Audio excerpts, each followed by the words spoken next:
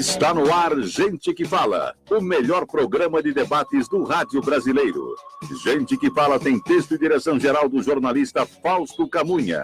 Gente que Fala reúne de segunda a sexta-feira formadores de opinião para discutir as principais notícias do dia. Gente que Fala tem o selo de qualidade ABECOM.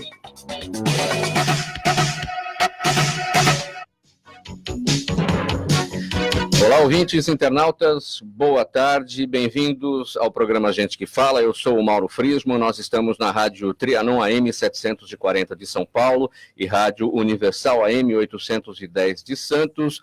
Vocês podem também nos assistir pelas redes sociais, aqui no estúdio da Rádio Trianon, Instagram, @programa Gente que Fala, e na nossa fanpage, facebook.com/programa Gente que Fala.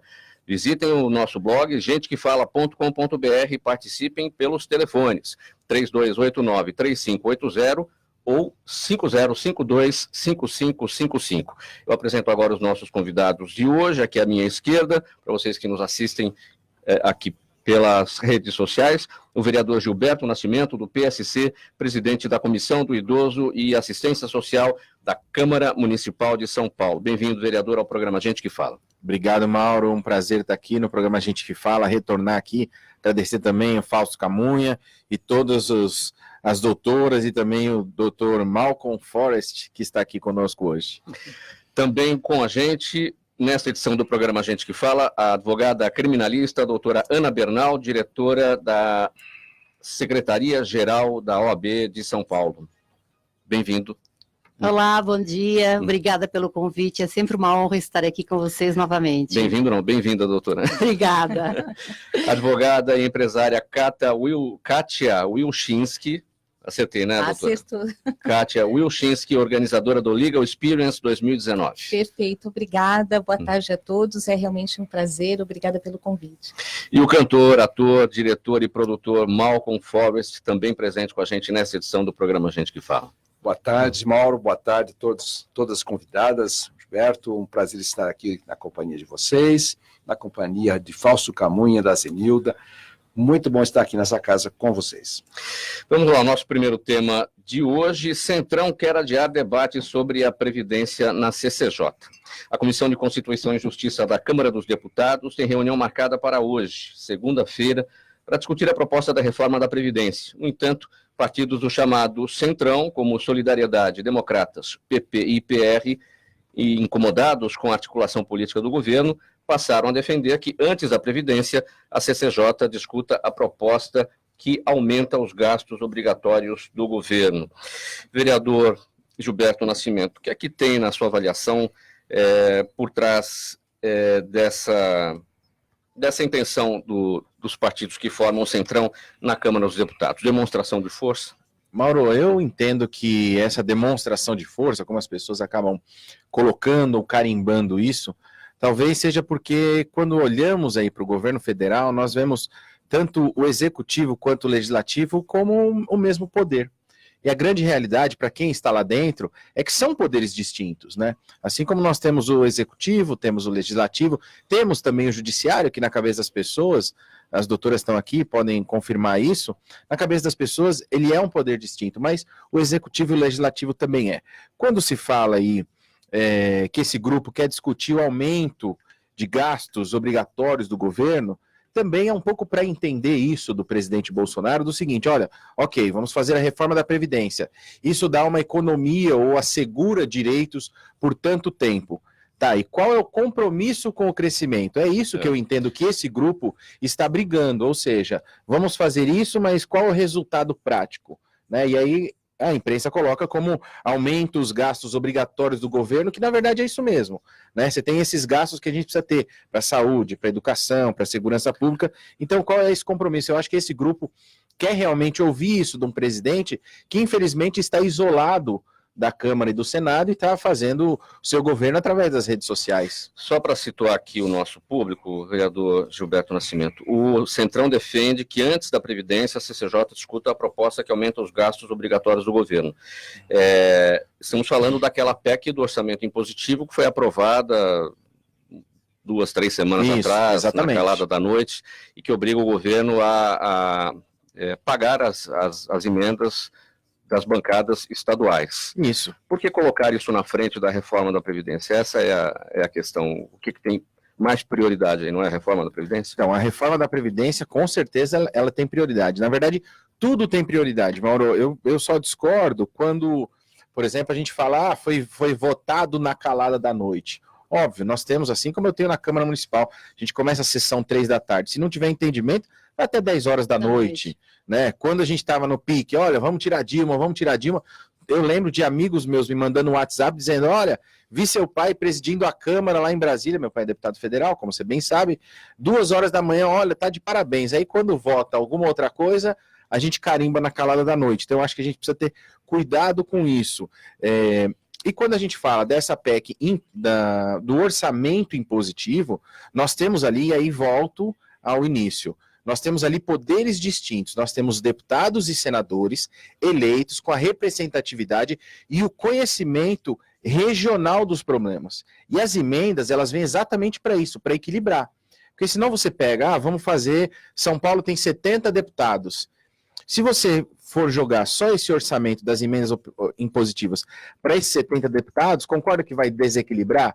Então você tem que ter essas emendas para todos eles e para as mais variadas áreas. Afinal, quem chegou lá como deputado ou quem chegou lá como senador tem legitimidade do voto, ou seja, está representando uma parcela ou todo de uma população que ela precisa ser assistida. Então, em contrapartida, ele acaba encaminhando aquilo. E aí vou tentar dar um exemplo mais assertivo. Se a gente elege, em alguns estados, por exemplo, uma bancada do meio rural, uma bancada ruralista, é óbvio que o que eles vão buscar é atendimento nessa área rural. Se você pega, eu estava dando o exemplo do Pará, né? Nós temos um senador chamado Zequinha Marinho, do Pará, que trabalha a questão ambiental. É óbvio que para o Pará ele vai brigar o quê? Pela questão ambiental. Então, é uma representatividade legítima. E o Centrão tem essa força na sua avaliação? Qual é a diferença deste Centrão de hoje, Solidariedade, Democratas, PP e PR, daquele Centrão da época em que surgiu na presidência do ex-presidente e ex-deputado Eduardo Cunha? Na verdade, quando se fala do Centrão, é aquele que não quer ser descaradamente oposição e nem situação. Porque hoje a gente tem essa visão, olha, se você está com o governo, você baixa a cabeça e fala o que o governo está falando. Ele pode estar falando errado, mas você é obrigado a falar. E a oposição acaba fazendo uma oposição descompromissada. Oposição por oposição. É oposição por oposição. Quando você pega e fala desse Centrão para o mesmo Centrão do Eduardo Cunha, é óbvio que algumas pessoas podem ter interesses divergentes, como infelizmente a gente viu naquele caso do Eduardo Cunha, né? Você tinha uma oposição ali para tentar criar conchavos para a parte não saudável, não salutar da maneira de se fazer política. Mas eu entendo que hoje, com o número que se tem, Solidariedade, DEM, PP e PR, que já disseram o seguinte, olha, vamos evitar votar isso aqui, vamos cadenciar as coisas, porque é óbvio, assim como eu aqui na prefeitura, a gente acaba não sendo, quer dizer, óbvio que nós não somos escravos do governo, nós não somos um cartório do governo. Aqui também tem um Centrão. Aqui também tem um grupo, na verdade, que não está organizado como Centrão, que não é nem oposição, nem situação. Vota em matérias pontuais. Exatamente, nós votamos em matérias pontuais desde que cada um que foi eleito para isso, e aí quem os elegeu os conhece, sabe o que eles pensam, sabem como eles vão agir, e eles entendem que estão representando os seus votos. Então, da mesma maneira, eu enxergo que o Centrão está buscando isso, né? Doutora Ana, como é que a senhora avalia essa questão do Centrão querer passar na frente essa proposta dos gastos obrigatórios do governo antes da CCJ? Essa matéria foi aprovada na Câmara dos Deputados, foi para o Senado e por ter sofrido alterações lá, volta para a Câmara e tem que passar pela CCJ novamente. Bom, primeiramente eu só queria observar que hoje é muito comum, como o vereador estava dizendo, ou você é do governo ou você é contra, rotula muito essa questão de onde você está se posicionando, e acho que isso complica um pouco até para a aprovação das emendas. Eu vejo que é necessário sim a discussão da Previdência, não é uma coisa urgente, acho que é muito urgente, mas tem que ter muita cautela, porque nós precisamos fazer sim uma boa reforma e não simplesmente uma reforma. A reforma previdenciária hoje, ela tem que ter as suas cautelas, tendo em vista que o que se quer, na verdade, é que as pessoas que mais contribuem hoje é o que mais recebem, que isso seja equilibrado, porque, na verdade, a que está sendo apresentada são os que mais, o que menos vão receber, os que mais vão deixar de receber. Então, é necessário sim, eu vejo como muito importante essa discussão, não deve ser aprovada de qualquer jeito e a qualquer preço, acho que tem que ter as suas cautelas sim. Compartilha da opinião da doutora Ana, doutora Cátia? Mauro, concordo com o Gilberto, concordo com a doutora Ana, mas como empresária, o que eu vejo, né, é uma grande angústia em ver tudo isso resolvido. Né? Enquanto não se vota a Previdência, seja ela boa ou ótima a reforma, porque o ótimo é inimigo do bom, né? E a gente fica procurando sempre o melhor e às vezes não consegue chegar nisso, enquanto não se vota a reforma tributária, os empresários, de modo geral, estão sofrendo demais. Né? E quando a gente fala empresário, a gente pensa, eu penso nas pessoas que estão ao meu lado dentro da empresa, do meu colaborador. Né? Então, toda essa discussão, vota aqui primeiro, vota ali depois, a posição de cada um, né? Centro, oposição ou situação, a minha visão é que não param para pensar o quanto isso está acarretando de prejuízo para o Brasil. Né? É momento de unir forças, é momento de sentar e conversar, e não de ficar medindo forças, não é por conta de uma situação ou outra. Então, eu concordo com o Gilberto, concordo com a doutora Ana, mas a impressão minha de fora é de que não há esse cuidado. Né? A gente elege, a gente muda as figuras no Senado, na Câmara, e entra ano, sai ano, as discussões são as mesmas, enquanto isso a economia está parada. Enquanto isso, a gente está aguardando um resultado sobre aquele voto que foi dado no ano passado. E são 4 meses de governo e não se vê uma movimentação efetiva, um resultado efetivo e nem um caminho. A proposta de reforma da Previdência é boa para empresários e trabalhadores? Não vai haver reforma boa. Né? O que vai acontecer, pelo que eu estou vendo, é um equilíbrio nos custos. Não é? Do que se arrecada, do que se paga. É óbvio que não vai ser bom para todo mundo, mas tem que ser feita concessões, porque se você não faz concessões, não chega em caminho algum. Não é? O que não pode é ficar tudo congelado, tudo parado, porque há 1, 2 anos se discute uma reforma que não sai do papel. Não é? Não há o lado bom para todo mundo. São concessões que serão feitas. Não é? Você abre mão aqui para ganhar ali. E aí você acaba equilibrando a economia. Tem muitas empresas no exterior que não estão investindo por a falta da reforma. Olha, gente, então se não estão investindo por falta dessa reforma, por essa situação, de que vale toda essa discussão se ela não sair do papel rapidamente para poder resgatar a economia? Malcolm Forrest, atrasar a aprovação do parecer do relator na CCJ da reforma da Previdência. Isso é bom, isso é ruim, quem ganha e quem perde? Mauro, eu não posso dar uma opinião técnica sobre o assunto, porque eu sou artista, embora estou acompanhando a política nacional, né? Mas eu acho o seguinte, o mundo está em metamorfose, em transformação, né? Você lembra daquele filme, A Profecia Maia? Né? O calendário Maia antigo, né? Dizem, terminava, o mundo acabava em 2012, mais ou menos. Né? Eu acredito que isso aconteceu. Nós estamos num mundo novo. Não acordamos ainda, a gente então. não se deu conta ainda. É aquela pessoa que morreu, está indo para algum lugar e ainda não percebeu. Então o mundo mudou e a gente precisa muito dessas reformas. Muito, muito, muito.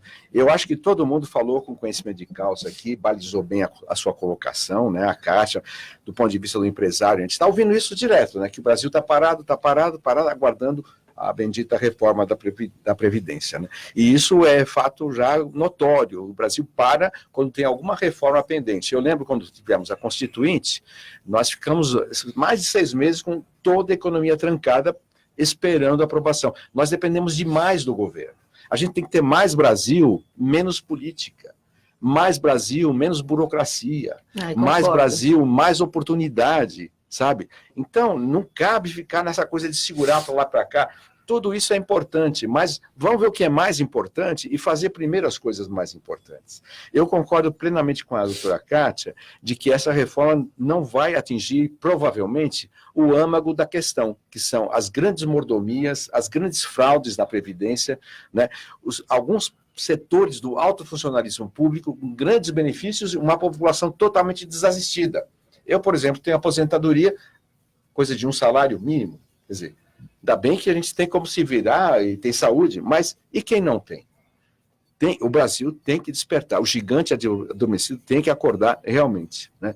Eu acho que o presidente Bolsonaro ganhou essa eleição pela mídia social e por um slogan muito simples, né? Brasil acima de tudo e Deus acima de todos. Enquanto a gente não nos convertermos a Deus novamente, nos voltarmos a Deus, a coisa fica impossível de resolver.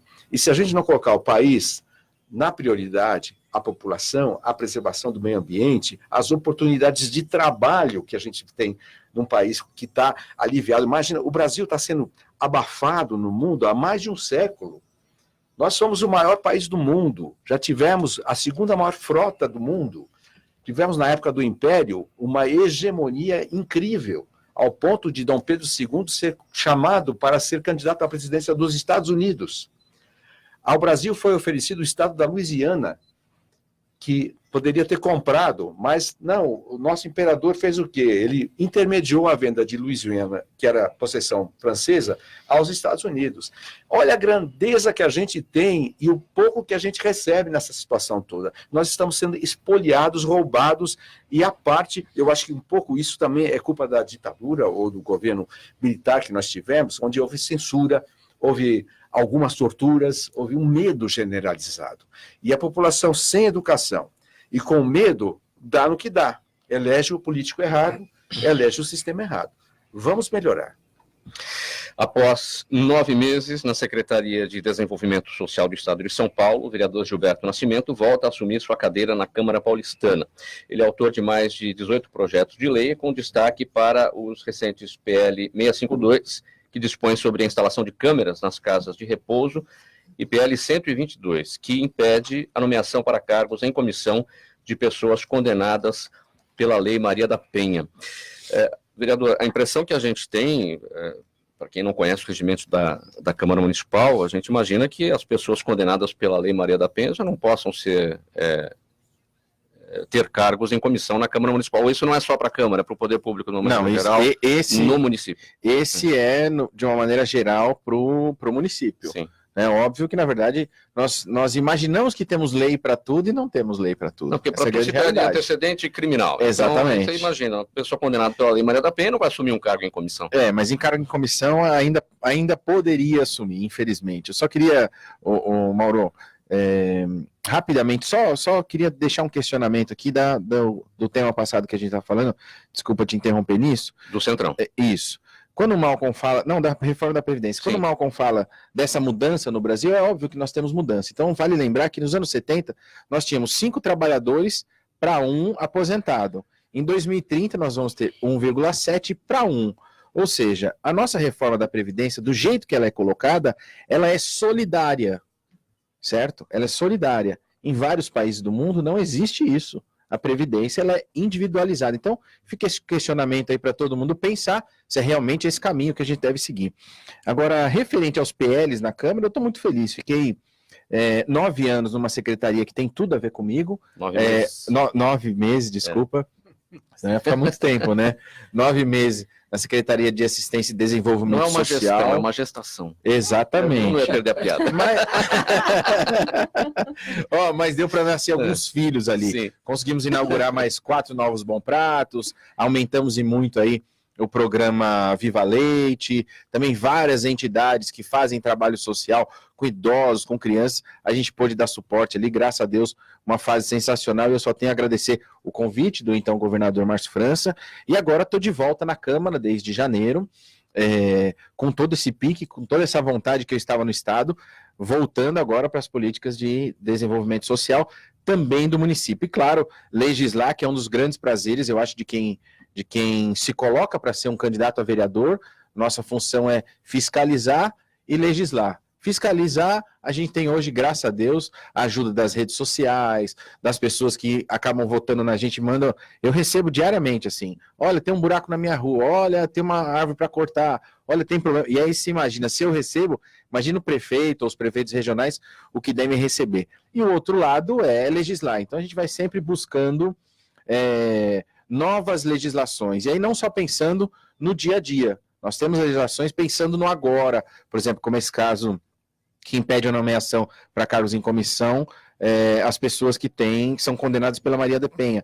Mas eu tenho, por exemplo, projetos que são questionadores, provocativos, pensando numa São Paulo para daqui 20 anos, por exemplo, como é do ensino domiciliar, do homeschooling, que está se discutindo em Brasília, e a gente está discutindo aqui também em São Paulo. Vale lembrar que há 20 anos atrás, com certeza, quando se falava em fazer um curso superior EAD, né? Acho que todo mundo duvidava. Eu mesmo fiz gestão pública na Califórnia, metade aqui e metade lá, e me sinto completamente capaz, né? E realizei o curso.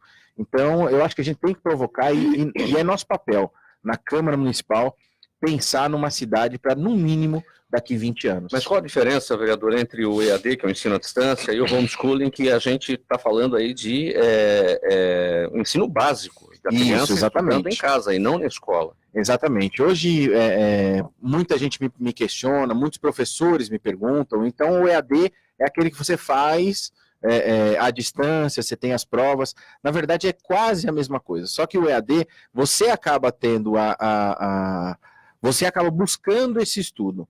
No caso do homeschooling ou do ensino domiciliar, ele serve para aquelas famílias que se sentem capazes de ensinar, que têm tempo para isso, ou seja, na Folha, no Estadão, eu falei para um desses jornais, e eu disse, olha, isso é para quem pode e para quem quer realmente. Agora, a gente não pode tirar esse direito das pessoas, porque hoje, infelizmente, nós temos aí uma cultura, principalmente dos europeus, dos americanos que vêm para o Brasil por oportunidade de trabalho, né, transferidos, e por outro lado, nós temos aqui o Malcolm, que é diretor, ator, né? Pensando também nesse tipo de profissão, ou seja, ele vai fazer uma peça de teatro, ele está numa cidade por 2 meses, depois vai para uma outra cidade, por que não ter os filhos juntos? Não, eu não tenho minha família junto, porque eles são obrigados a estudar numa escola. Então o homeschooling vem também para esse tipo de profissional, né? Para os artistas circenses, que têm dificuldade, para aqueles que participam de campeonatos, né? Que são esportistas, e que é sempre melhor você ter a família junto. Eu acho interessante essa colocação, Mauro, acho que é uma pauta até, não sei se foi discutida recentemente aqui no Gente que Fala, mas falarmos o homeschooling, o ensino domiciliar.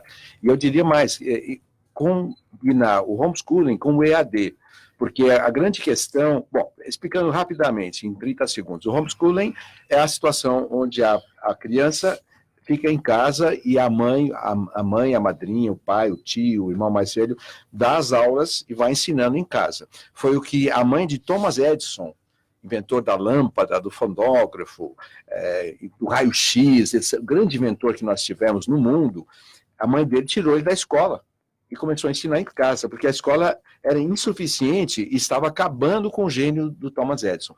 Acho que é muito bom, mas existem situações onde não há família, onde a família é muito pobre ou muito ignorante, ou tem que trabalhar fora, não tem quem cuide. Então, isso tudo vai ter que ser conciliado na realidade brasileira. O EAD, o computador, está mais acessível hoje à massa da população brasileira e pode ajudar. Eu acho que é um grande projeto para o Brasil Novo. Mas o que se debate muito em relação ao isolamento ou afastamento desta criança ou dessas crianças que vierem a estudar em casa, por meio do homeschooling, e afastar do convívio social da escola. Qual que é a sua avaliação, doutora Ana? Olha, Mauro, eu acho que realmente tem que haver um equilíbrio, porque a nossa realidade brasileira é bem diferente da realidade dos Estados Unidos. Eu acho que é uma possibilidade, até esse exemplo citado pelo vereador, quando há uma transferência do pai, a dificuldade em realocar os filhos em outras escolas, acho que é uma possibilidade. Mas temos que ter muita cautela, porque a realidade do Brasil é de fato diferente. Nós temos pessoas muito mal formadas, e esse convívio convívio dos alunos uns com os outros é sim fundamental, e isso como uma pedra assim, fundamental para o crescimento da criança. O convívio não deve ser só com a família, até porque quando se vai para a escola não é só o aprendizado intelectual, você aprende a competir, a respeitar o próximo, a falar não, a ter limites. Então com a família você acaba tendo apenas um parâmetro de educação. Quando se ingressa numa escola, você tem uma amplitude de alunos formados de outras formas que enriquece o crescimento do adolescente. E eu queria só fazer um parênteses aqui com a relação que estava falando da PL, que impede os homens condenados pela Lei Maria da Penha. Eu vejo com muitos bons olhos, aliás, muita alegria me dá, uma vez que eu sou defensora dos direitos da mulher, sou feminista, ser feminista, deixando claro, é defender a igualdade entre homens e mulheres e não querer ser mais do que os homens, que é uma confusão geral, que quando a gente fala feminista, ela quer ser mais ou elas querem ser mais do que os homens. Não é, é apenas democraticamente adquirimos os mesmos direitos que os homens têm. Hoje, Mauro, ainda tem muitas pessoas que infelizmente veem a mulher como um ser inferior ao homem, e ainda entendem que a única e exclusiva função da mulher é cuidar do lar e dos filhos. Então, nesse conceito, há o machismo e há a violência que vem a provocar aí a vinda da Lei Maria da Penha em 2006. Se nós usarmos e ampliarmos isso com medidas como essa, acho que sim, é uma forma da gente coibir essa violência que é muito grande.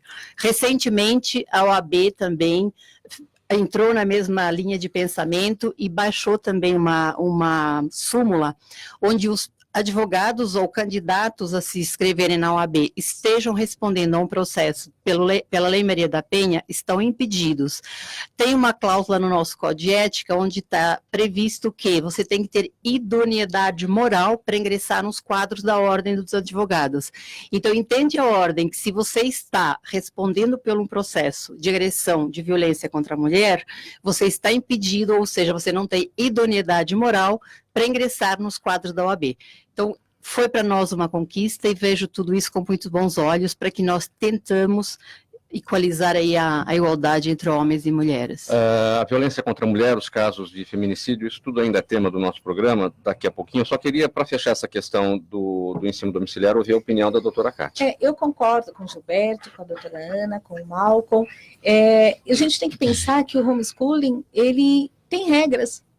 Não vai ser uma coisa assim para ser estudada, ele Exato. tem regras. Então, para você conseguir ter essa autorização para educar seu filho em casa, não vai ser de qualquer maneira, existe todo um compromisso, todo um roteiro, todo um projeto de ensino para que essa criança possa se desenvolver e aprender aquilo que é necessário para que ela tenha um futuro, para que ela possa ir para uma faculdade. Só que eu também entendo que o convívio escolar ele é muito importante, né? Pai e mãe educa, né? A escola traz os outros ensinamentos e conviver em sociedade passa pela escola. Então, eu acho que é uma coisa que ainda vai ser muito discutida aqui no Brasil, né? Não vai ser tão fácil de implantar, mas daqui a alguns anos creio que vai ser possível e vai ajudar, como o Malcolm disse, né? Pessoas que viajam, famílias circenses, né? Tem alguns juízes que são provisórios nas suas comarcas. Eu tenho um conhecido que no ano ele mudou 3 vezes de comarca, então as filhas tiveram que mudar 3 vezes de colégio, né? E poderia com homeschooling ser muito mais tranquilo e não tão doloroso, né? Ficar indo para várias escolas num único ano. Né? É um assunto ainda para debate, para discussão, mas eu vejo com bons olhos, sim. Não é? Se funciona lá fora, eu sei que a nossa realidade é outra, mas temos muitas pessoas com realidade parecida, né? Como os atores, né? Os circenses. Eu acho que vale a pena pensar nisso. Mas deixa eu só esclarecer como funcionaria, então, esse projeto. Eu acho que faltou só a gente falar isso. Na verdade, o pai, a mãe, né, o responsável, vai fazer a matrícula numa escola pública, sim, e ele vai ter essa autorização que dentro daquele semestre você vai ter as suas matérias que você quer ensinar, que você vai ensinar para os seus filhos, acompanhando aí o ritmo, para a gente não criar esse desarranjo lá na frente quando precisar fazer uma universidade. Por exemplo, na hora de fazer a prova, o teste para ser aprovado na universidade. Então, aí a criança acaba no período de provas, ela vai fazer as provas na escola, inclusive. Então, e aí volto a dizer, esse é para quem pode e para quem quer, na verdade. Para quem tem essa necessidade, tem essa disponibilidade, quem precisa, acho melhor dizendo, né? Eu entendo a questão da socialização, eu tenho falado com o pessoal que já tem, já está praticando isso, é que infelizmente nós não temos uma legislação que garanta esse direito para essas famílias.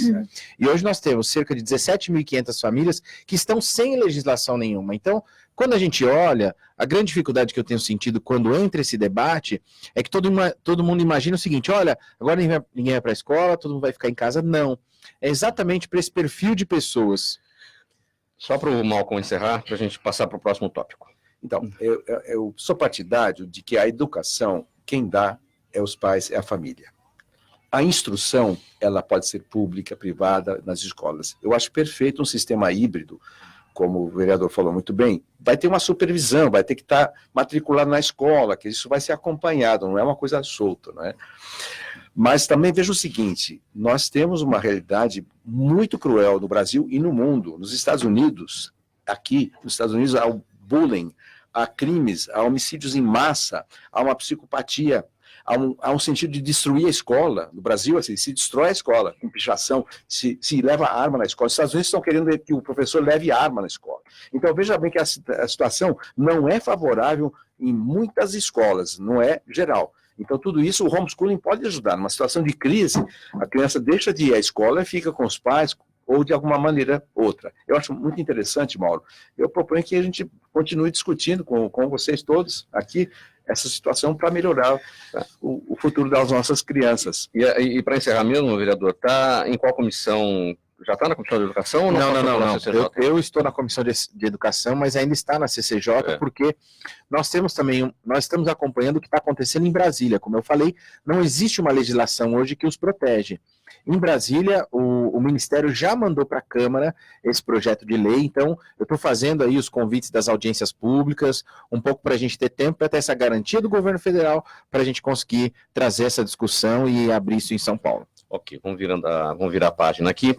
Na contramão da queda da maioria dos crimes violentos no estado de São Paulo, os casos de feminicídio dobraram em 2019. Esse dado se refere ao primeiro trimestre deste ano na comparação com 2018. Desde 2015, a legislação prevê maiores penalidades para homicídios que envolvam violência doméstica e familiar ou menosprezo ou discriminação à condição da mulher. Os casos mais comuns desses assassinatos ocorrem por motivos como separação e, a maioria, dentro de casa. Doutora Ana Bernal, por que esse número saltou aí, dobrou de 2018 para 2019 neste primeiro trimestre do ano? Mauro, eu não digo que ele saltou. O que é que acontece? Anteriormente, a Lei Maria da Penha, nós não tínhamos registro dessas mortes. A morte de uma mulher, ela era registrada como homicídio culposo ou doloso, depende do caso. A partir da Lei Maria da Penha e com as delegacias das mulheres, começamos a aferir, ou seja, a numerar esses homicídios. E de lá em diante se divulga muito a questão da violência doméstica, como esse programa que nós estamos fazendo aqui agora. Então, a mulher hoje, ela tem mais predisposição em fazer a denúncia, porque ela se sente mais apoiada do que anteriormente ela se sentia. Então, se você pegar os índices de 2013 a 2017, eles também subiram, justamente porque ela sempre foi morta, a mulher sempre morreu na mão do homem por questões de machismo. Isso é cultural, isso o desprezo pela mulher, o crime de misoginia, é o mais antigo, mais enraizado, mais culturalmente implantado na cultura brasileira, por ser uma cultura muito machista.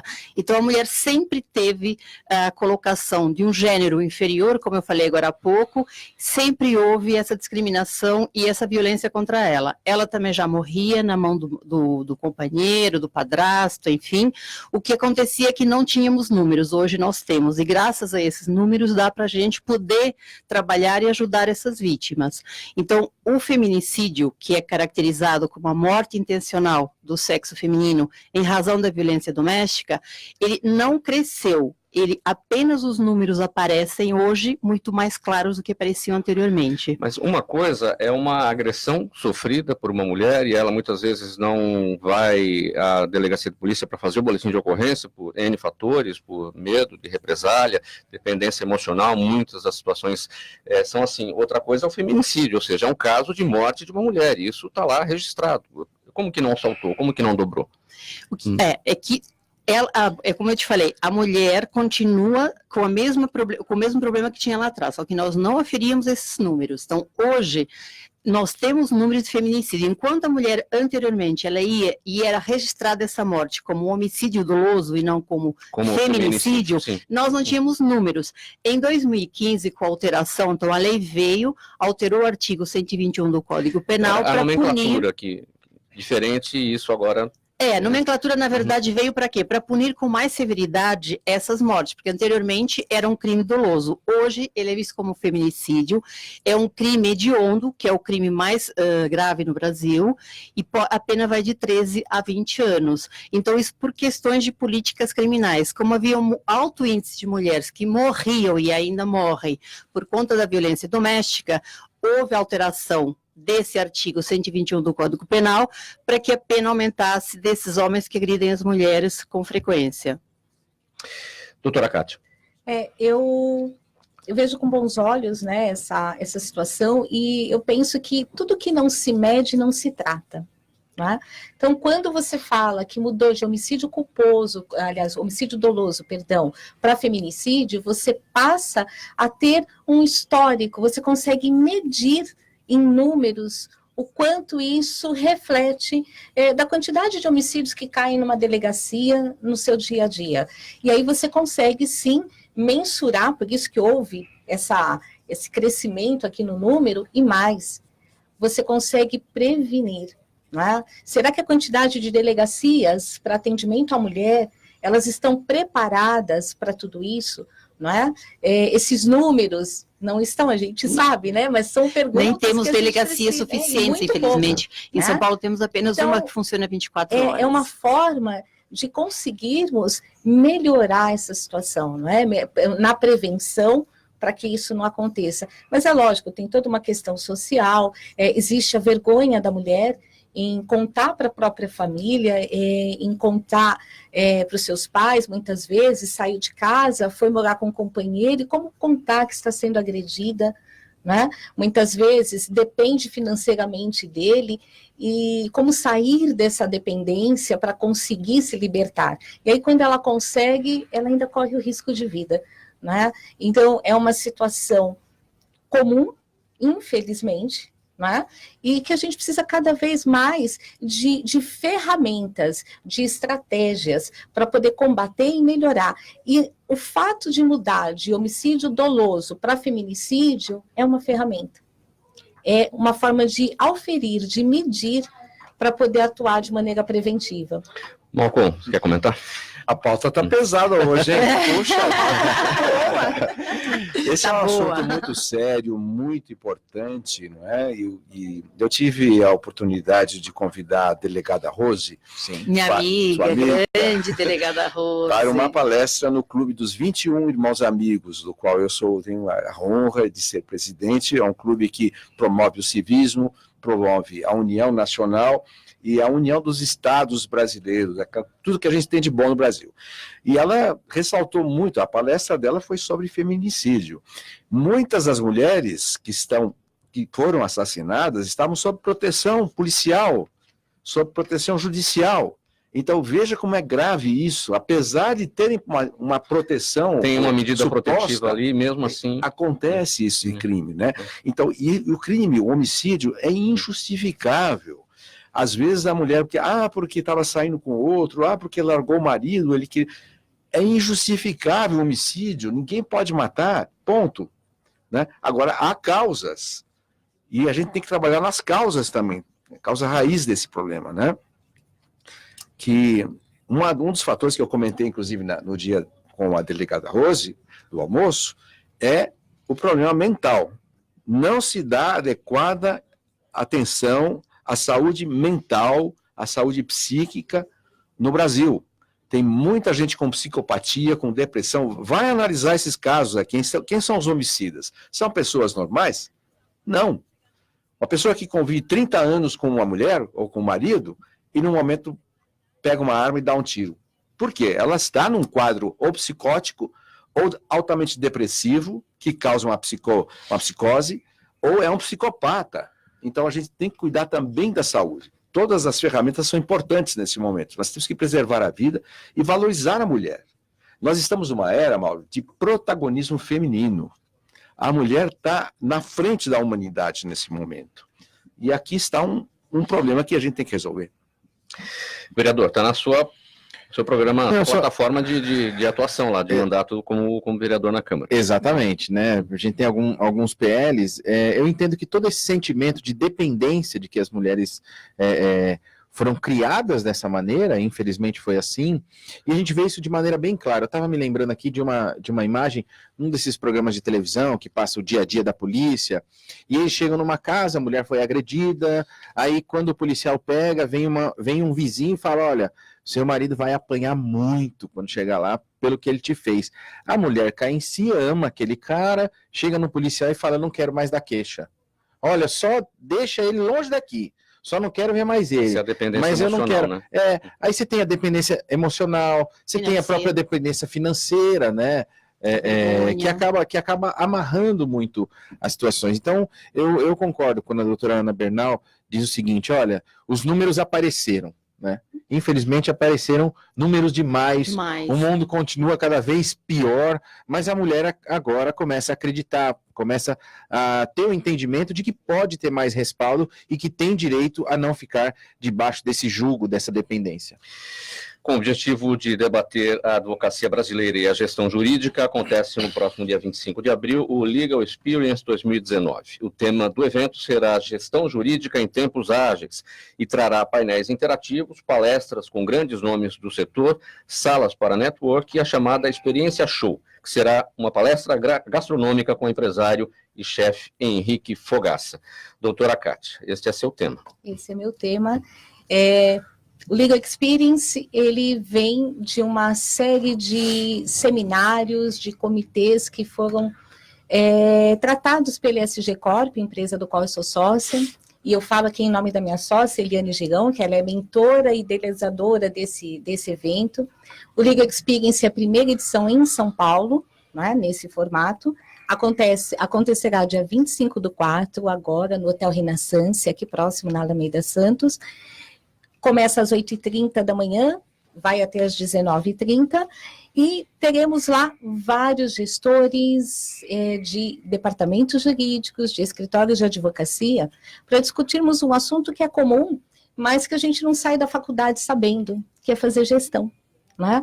O advogado, ele é habilitado para atuar processualmente, então ele entende de direito material, direito processual, e muitas vezes ele sai para o mercado, muitas vezes não, ele sai para o mercado sem qualquer experiência de gestão. E aí, com isso, ele se vê numa situação em que eu tenho que montar um escritório, gerir um escritório, e ele mal consegue contratar a recepcionista. Ele quer trazer grandes departamentos jurídicos, grandes empresas para o seu negócio, e ele não sabe por onde começar, o que fazer. E o que a tecnologia traz para mim de novo? Né? E é tudo isso que vai ser abordado no Legal. São 5 painéis. Nós começamos com o presidente da OAB de São Paulo, o Caio, que para nós é uma grande honra, é a primeira vez que a gente consegue trazer o presidente da OAB para o nosso evento. Ele vai abrir o painel junto com o Ricardo, da ASP, a doutora Márcia, da OAB Bauru, e a Isis Fontinelli, que é da OAB de Goiânia, que trabalha muito bem esse tema, né, de gestão estratégica. Teremos painéis com escritórios de advocacia, né, departamentos jurídicos, e vamos abrir um caminho aí para tecnologia, para recursos humanos, né, e diversidade, porque nós entendemos que nós estamos numa época em que a diversidade, ela cabe em todos os segmentos, né, e é preciso ser discutida essa diversidade. Agora tem aqui o que eu li agora há pouco, a Experiência Show, que é uma palestra gastronômica o empresário e chefe Henrique Fogaça. O que tem a ver o chefe Henrique Fogaça com os operadores do direito? Aí? A ideia do Legal Experience é mostrar para o advogado que a gestão cabe em qualquer lugar. Não é? Sem gestão, você não faz nada, nem um bom prato. Não é? Então, a ideia de trazer o Henrique Fogaça é porque, como o próprio nome diz, é Legal Experience, é uma experiência dentro do mundo legal, dentro do mundo jurídico, não é? É levar para o advogado de que se a gestão cabe para fazer um prato, ela cabe também na sua empresa, no seu escritório, no seu departamento jurídico.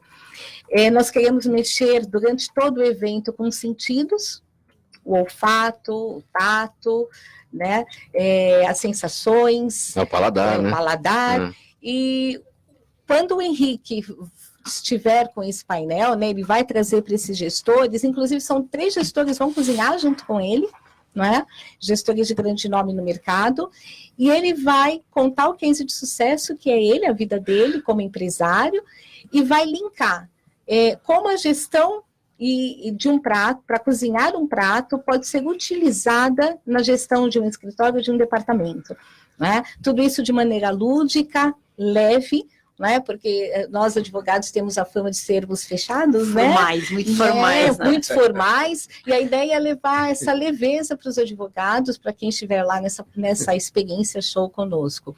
Ao final, a comida que vai ser cozinhada por eles vai ser oferecida a quem estiver ali, e depois tem toda uma tietagem, lógico, ao Henrique Fogaça.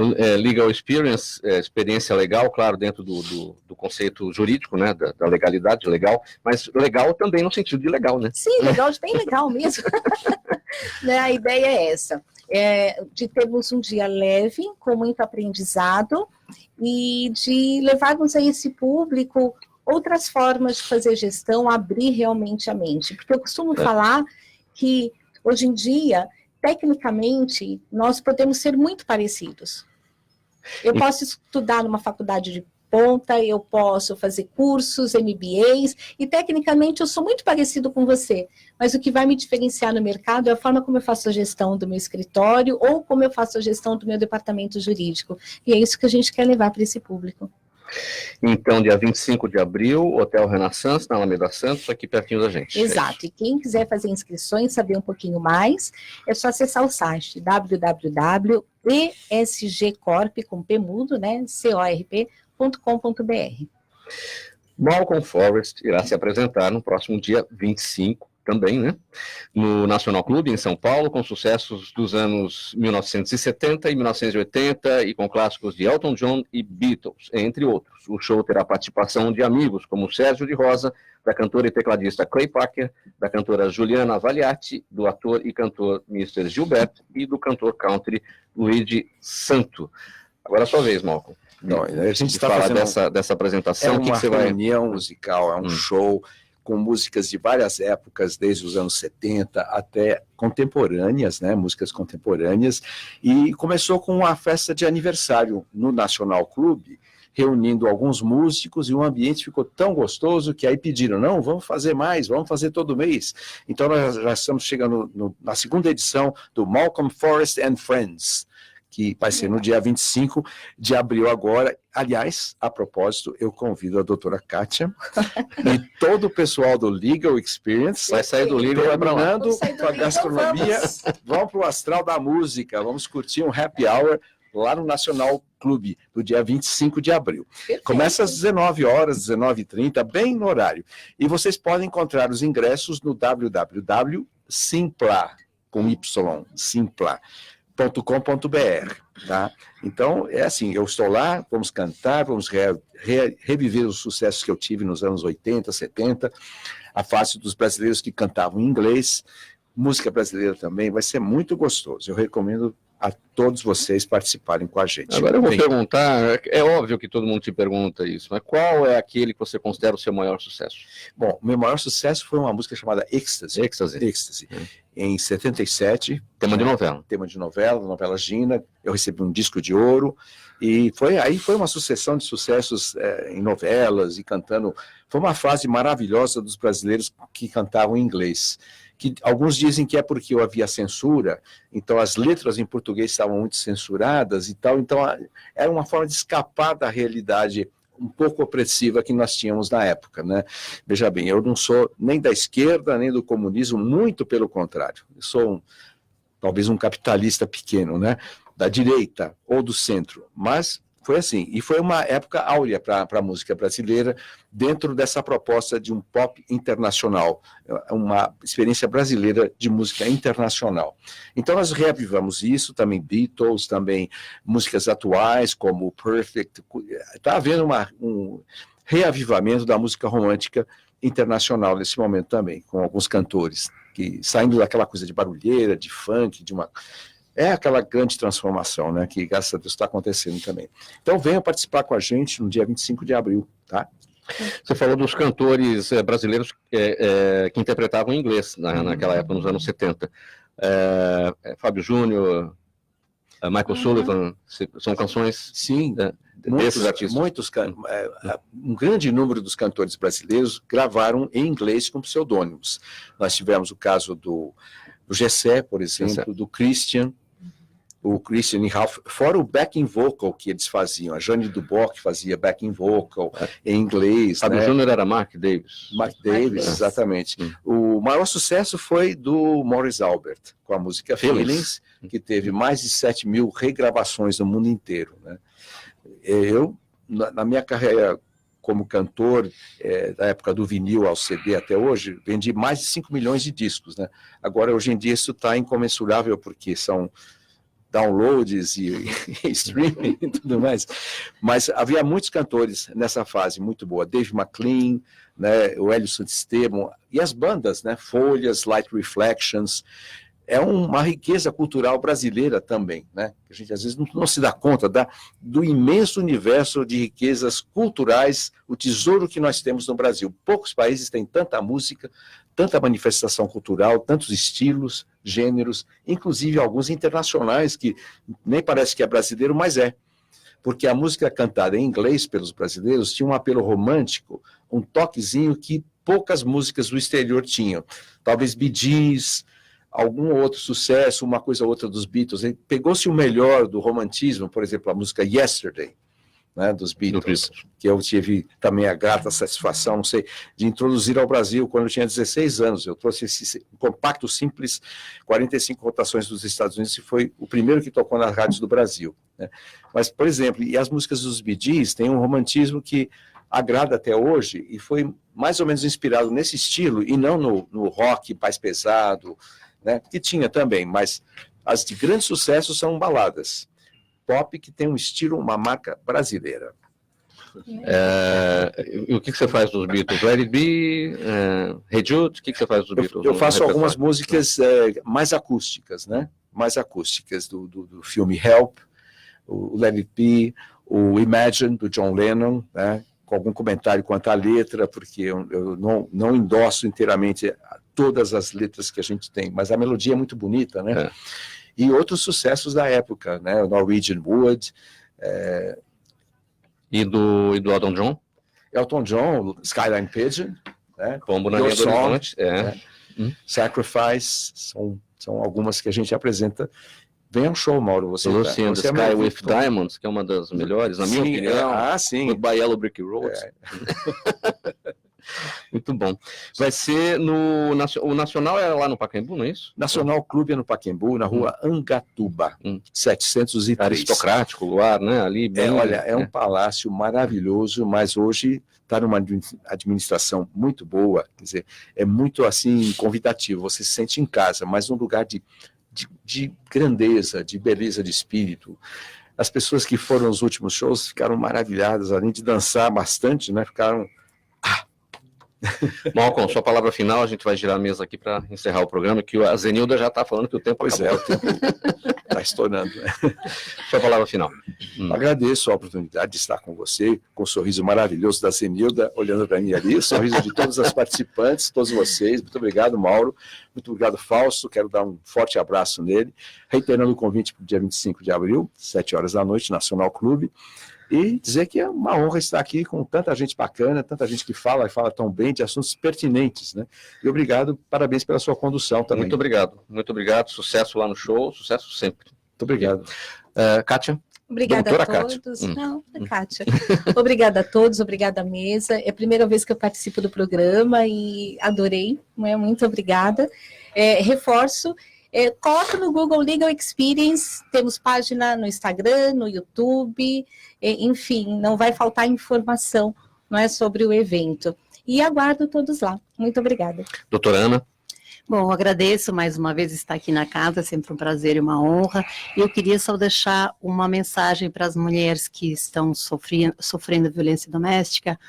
A orientação que a gente dá é que denunciem, porque nós temos índices de que quem agride uma vez, agride a segunda, a terceira não para. E muitas vezes a pessoa que foi agredida vem à morte. Os registros nos hospitais, quando chegam a uma vítima de violência doméstica, em regra, ela é recorrente e volta. Então, denunciem, que é a forma de poder terminar, ou pelo menos nós diminuirmos essa violência. Obrigada e uma boa tarde a todos, foi um prazer. Vereador Gilberto Nascimento está com a chave do programa para fechar. Mauro, te agradecer mais uma vez o convite da Zenilda, do Fausto Camunha, também dividir a mesa aqui com a doutora Ana, a doutora Kátia e o Malcolm, que já virei fã só de ver ele falando, e quero aproveitar e fazer o convite aí para quem quiser debater no próximo dia 10 de maio, a partir das 9 horas, no auditório Prestes Maia, nós estaremos debatendo o ensino domiciliar, o homeschooling. Então tá o convite aberto aí para a população participar do mandato, que o mandato não é meu, o mandato é nosso. Obrigado, Mauro. De nada, eu que agradeço. O programa Gente que Fala de hoje termina aqui. Recebemos o vereador Gilberto Nascimento, a advogada doutora Ana Bernal, a advogada e empresária doutora Kátia Wilczynski, o cantor, ator, diretor e produtor Malcolm Forrest, na mesa de som o Sérgio Souza, apresentação minha, Mauro Friesman, diretora de produção Zenilda Salvato, o pauta e redação Pedro Schiavon, direção-geral do jornalista Fausto Camunha. Muito obrigado a todos, e aí você do outro lado, a nossa razão, nossa motivação de estarmos aqui. Tchau, até o próximo programa.